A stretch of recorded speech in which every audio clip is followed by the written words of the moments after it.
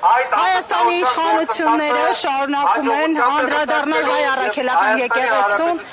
տարածաշրջանը եռում է, պատերազմից առաջ, պատերազմից հետո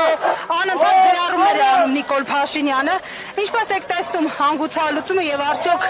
հաջակցություն Մայրաթորի այսօրվա հազարանոց այս 13,000-ին մոտ այս երթը կարող է իրավիճակ փոխել։ Հարգելի հայրենակիցներ, հայ առաքելական եկեղեցին ընթացքում ինչպես դուք ասեցիք եկեղեցուն անդրադարձել են մաղոլ թաթարները, թուրք սերբյուկները, արաբները, թուրքերը, տարբեր նվաճողներ, բայց որևէ մեկի կողմից հնարավոր չի եղել առաքելական եկեղեցին ենթարկեցնել քրիստոնեական կանոնների ինչպես կառավարիչների վախը եկեղեցուց հասկանալի է, որովհետև եկեղեցին համախմբող է, եկեղեցու դեմ ուղղված արշավը հասկանալի է, որովհետև այն ունի նաև դրսից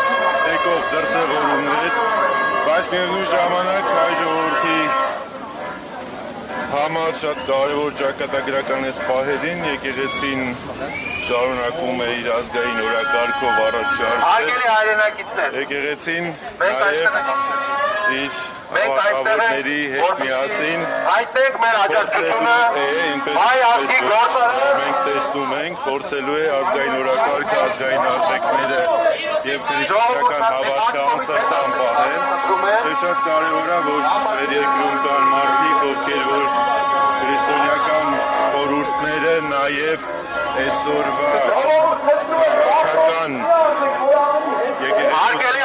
քաղաքական արշավների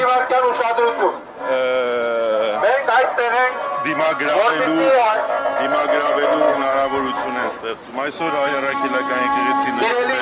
էջմիածնի քոնը և այսօր կարելի է ասել, որ քրիստոնեական աշխարհի համար, հայ քրիստոնեական աշխարհի համար այս այսօրվա նշված միջոցառումը սակայն որդինական խոնարհումի և վիճումի շատ կարևոր խորհուրդ ունի։ Եկեղեցուն աջակցելու համար կդատապարտվեն, կքննադատվեն, որոշակի պետական ռեպրեսիաների կենթարկվեն։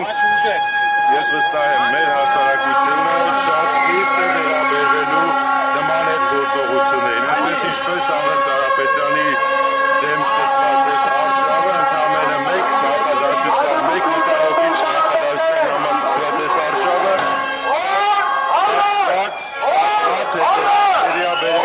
հետաքրքրությունների համար։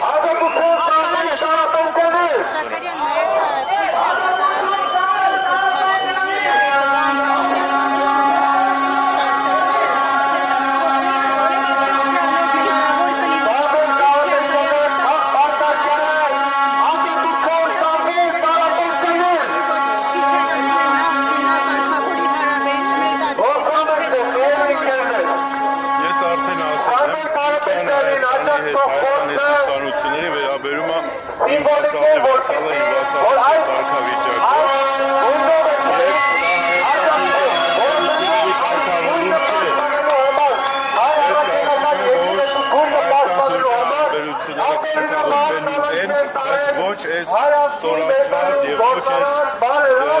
դավադիս քաղաքականություն վարող կառավարիչների կողմից, ովքեր որ կապիտուլյացիան պատրաստել որպես հաջողություն համար, պետության